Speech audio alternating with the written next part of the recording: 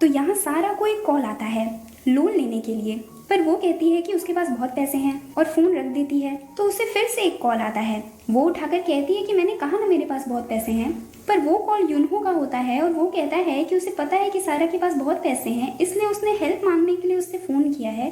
पर सारा इतनी थक गई होती है कि वो फोन रख देती है और कहती है कि काश की मेकअप रिमूव करने की भी कोई मशीन होती। उधर जे और सेकी की राइवल एक्ट्रेस की मूवी देख रहे होते हैं और सेकी पूछती है कि कौन ज्यादा अच्छी एक्ट्रेस है। जे आंखें बंद करके सिर्फ मूवी सुन रहा होता है क्योंकि उसे किसी का फेस तो दिखाई दे नहीं रहा था, और फिर वो कहता है कि सेकी ज्यादा अच्छी एक्ट्रेस है। तभी सेकी वहीं सो जाती है और जे फिर से नर्वस हो रहा होता है। जब वो लोग बाहर आते हैं तो मीडिया उन्हें देख लेती है और जे सेकी से पूछता है कि क्या उसके पास कोई प्लान है, पर वो कुछ नहीं कहती। तो जे सबके सामने ये अनाउंस करता है कि सेकी और वो अब ऑफिशियली डेट कर रहे हैं क्योंकि उसे और कोई ऑप्शन समझ नहीं आता। बाद में वो सेकी से कहता है कि इस फेक रिलेशनशिप से वो लोग मीडिया में अपनी इमेज अच्छी कर सकते हैं क्योंकि अब वो दोनों कपल ऑफ द सेंचुरी कहलाएंगे, और फिर थोड़े दिन बाद वो लोग ब्रेकअप कर लेंगे और सब कुछ नॉर्मल हो जाएगा। उधर वूमी और युनहो भाग रहे होते हैं क्योंकि हर जगह मीडिया उनसे सेकी और जे के बारे में पूछ रही होती है। इन सब से वूमी पूरी तरह से पागल हो चुकी होती है। वैसे इस न्यूज से एक और इंसान है जो पूरी तरह से पागल हो चुकी होती है और वो है जे की मॉम। वो जे को तुरंत ही ब्रेकअप करने के लिए बोलती हैं, पर जे कहता है कि वो सब संभाल लेगा। इधर वूमी पूरी ड्रैकुला बन चुकी होती है और सेकी को कच्चा चबाने के लिए बिल्कुल तैयार होती है। युनहो उसे रोकने की पूरी कोशिश कर रहा होता है, तभी सेकी को जे की मॉम का कॉल आता है। उधर सारा अपने घर की हालत देखती है और सोचती है कि इस चिड़ियाघर को इंसानों के रहने लायक बनाना होगा, पर बहुत ज्यादा वर्कलोड की वजह से उसके पास इन सब का टाइम नहीं होता। तो वो एक हाउसकीपर रखने का डिसाइड करती है। नेक्स्ट सीन में जे की मॉम सेकी को ब्रेकअप करने के लिए बोलती हैं क्योंकि वो जे के लेवल की नहीं है। ये सुनने के बाद तो सेकी सीधे मना कर देती है। तो जे की मॉम वही पुराना तरीका अपनाती हैं और सेकी को ब्रेकअप के बदले में पैसे ऑफर करती हैं। वो मना कर देती है पर वो उसके अकाउंट में पैसे भिजवा देती हैं। युनहो तो बस जीरोस काउंट करता रहता है उन पैसों के। बाद में सेकी वूमी को सॉरी बोलती है और वूमी उसे बताती है कि वो जो डायरेक्टर पार्क की मूवी करना चाहती थी उसका ऑफर आया है, पर रोल बहुत छोटा सा है, पर सेकी इसमें भी बहुत खुश होती है। बाद में जे और सेकी को पता चलता है कि उन लोगों को मीडिया को दिखाना होगा कि वो लोग सच में डेट कर रहे हैं। फिर उन दोनों को याद आता है कि आज तक उन दोनों ने कभी किसी को डेट किया ही नहीं क्योंकि कोई भी उनकी कंडीशन को समझकर उनके साथ नहीं रहना चाहता। दूसरे दिन ये फेक कपल डेट पर जाते हैं और कैमरास के सामने कपल ऑफ द सेंचुरी बनने की पूरी कोशिश करते हैं। फिर सेकी जे से उसकी मॉम की बैंक अकाउंट इन्फॉर्मेशन लेती है। जे कहता है कि तुम मेरी मॉम से मिली थी। वो कहती है हाँ। जे कहता है तुम मेरी मॉम से मिली फिर भी तुम जिंदा हो। सेकी कहती है नहीं नहीं, मुझे ऑलमोस्ट लग रहा है कि मैं मरने ही वाली हूँ। बाद में सेकी उसकी मॉम को उनके पैसे वापस भिजवा देती है, पर उसकी मॉम इससे और भी ज्यादा गुस्से में आ जाती है और उसे डबल पैसे भेज देती है, और इस तरह उन दोनों के बीच में कैच कैच चलता रहता है। वो उनके पैसे वापस भिजवाती रहती है और वो फिर उसके डबल पैसे भेज देती हैं, और फाइनली बैंक वाले भी परेशान हो जाते हैं और सेकी से कहते हैं रख लो ना। आई मीन वो लोग कहते हैं कि इतने बड़े अमाउंट का वापस ट्रांजैक्शन नहीं हो सकता, और सेकी बिल्कुल परेशान हो जाती है। बाद में जे बताता है कि वो पहले यहाँ आकर लोगों को पहचानने की कोशिश करता था, पर जिन लोगों से वो रोज यहाँ मिलता था वो उन्हें भी पहचान नहीं पाता था। फिर सेकी बताती है कि उसे हमेशा ये डर रहता था कि उसके ट्रांसफॉर्मेशन के दौरान अगर उसे कुछ हो गया तो कोई उसे पहचानेगा भी नहीं और किसी को पता नहीं चलेगा कि वो कहाँ गई, इसलिए वो अपने नाम का लॉकेट हमेशा पहन के रखती है। तभी जे अचानक पूछता है तो तुम मेरे रूम में रहने के लिए कब आ रही हो। उधर युनहो को सारा के घर में हाउसकीपिंग की जॉब मिलती है, पर उन दोनों को एक दूसरे के बारे में कुछ भी नहीं पता होता। फिर सारा युनहो को सेकी और जे की रिलेशनशिप के बारे में जानने के लिए कॉल करती है, पर वो कहता है कि सारा को उसे कॉल करके फ्लर्ट करना बंद कर देना चाहिए और फोन रख देता है। इधर जे सेकी को घर ड्रॉप करने जाता है और फिर से उससे पूछता है तो तुम मेरे रूम में रहने के लिए कब आ रही हो। सेकी कहती है कि उसका ट्रांसफॉर्मेशन 1-2 दिन में आने वाला है, तो वो कल जे के घर आएगी। फिर वो जे को वो सारी पिक्चर्स दिखाती है जिसमें वो ट्रांसफॉर्म हुई थी और कहती है कि बीच में वो एक दिन अपनी फोटो लगाएगी। फिर वो बताती है कि वो कोई भी इंसान बन सकती है जिससे जे शायद डर भी सकता है, पर जे कहता है कि उसके लिए तो वो हमेशा सेकी ही रहती है, तो क्या फर्क पड़ता है। दूसरे दिन सेकी ऑडिशन के लिए जाती है और अपने टैलेंट से सबको इम्प्रेस कर देती है। बाहर जे उसे अपने घर के लिए लेने के लिए आता है और सेकी खुद ही दौड़कर उसके पास आ जाती है। जे उससे पूछता है कि यहाँ तो मीडिया भी नहीं है, तो फिर उसने ऐसा क्यों किया। तो सेकी कहती है ताकि भीड़ में जे को उसे पहचानने में कंफ्यूजन ना हो। फिर वो लोग वहाँ से जे के घर जाते हैं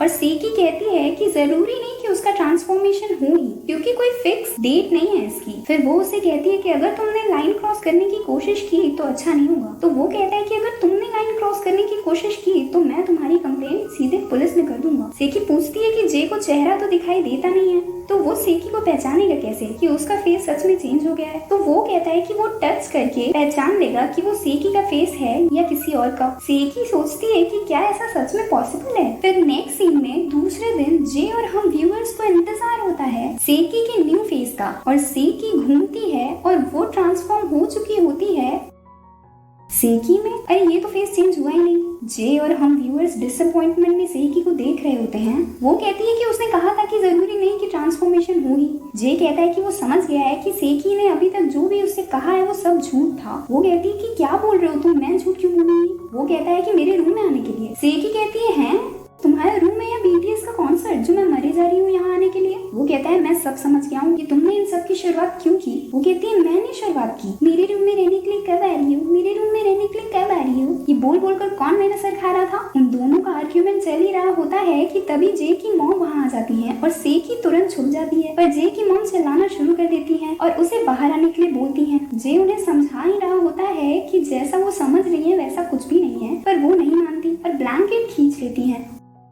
और अंदर से निकलता है एक लड़का। और यहाँ सब लोग कंफ्यूज होते हैं कि ये चल क्या रहा है।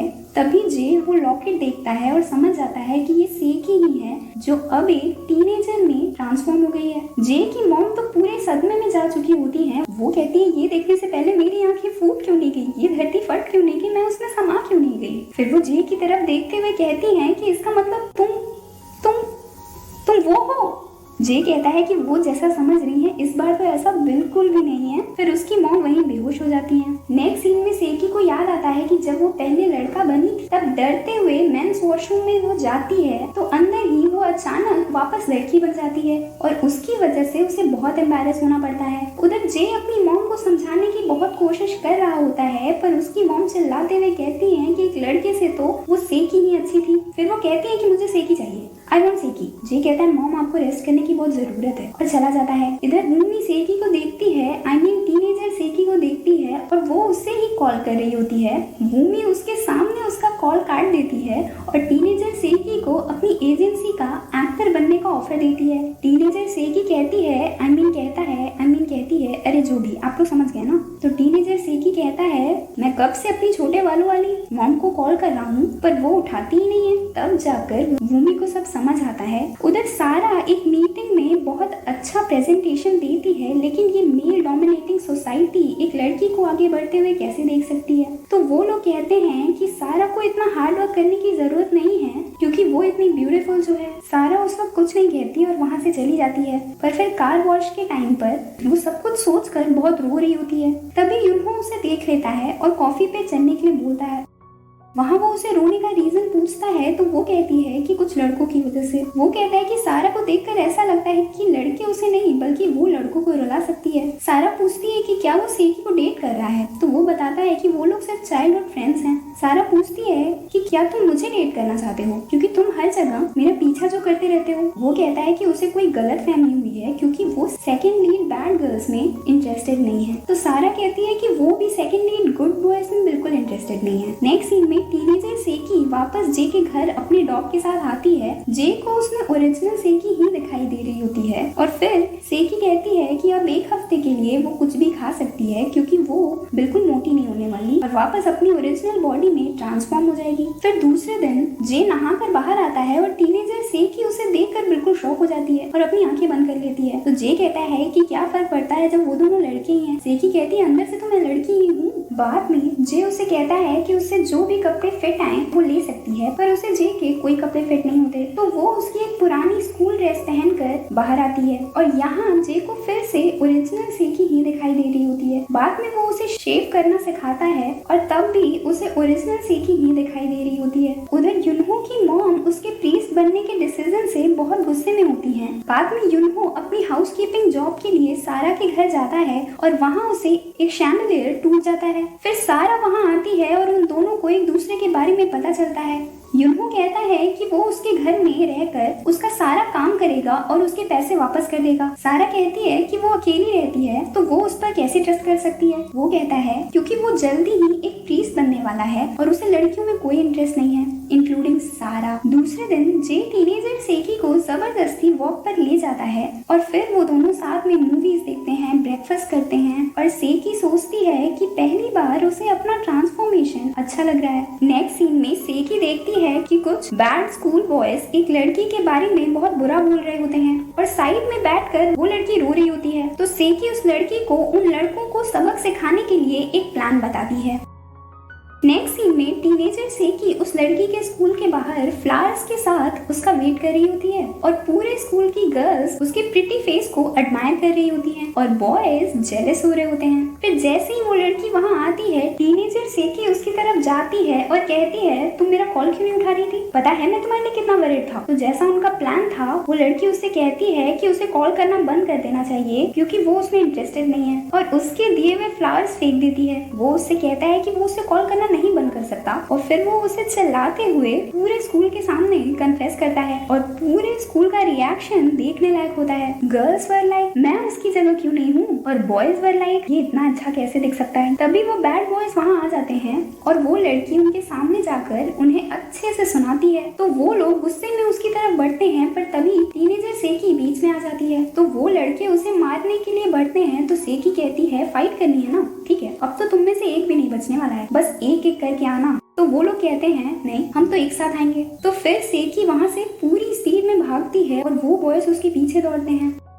उधर जे अपनी फिश एक्सरसाइज कर रहा होता है और वो एक भी फिश को नहीं पहचान पाता। उसका मैनेजर कहता है कि आजकल उसका ध्यान रहता किस पर है। जे सेकी के बारे में सोच रहा होता है और अपने मैनेजर से पूछता है कि क्या उसकी हार्ट बीट कभी किसी लड़के को देखकर तेज हुई है। उसका मैनेजर कहता है क्या उल्टी सीधी बातें कर रहे हो तुम, मैं उस टाइप का नहीं हूँ। जे कहता है आजकल सबका दिमाग खराब हो गया है। तभी जे को पुलिस स्टेशन से कॉल आता है कि क्या आप जे के फादर बोल रहे हैं और वो लोग बताते हैं कि जे का बेटा जे पुलिस स्टेशन में है और जे कहता है आप फ्यूचर से बात कर रहे हैं और ये पार्ट यहीं खत्म हो जाता है। अब नेक्स्ट पार्ट में सेकी एक नया ट्रांसफॉर्मेशन लेने वाली है जो कि बहुत इंटरेस्टिंग होने वाला है। तो अगर आपको ये स्टोरी पसंद आ रही हो तो लाइक, इस वीडियो का टारगेट होगा 400 लाइक और नेक्स्ट पार्ट आने तक कीप स्माइलिंग।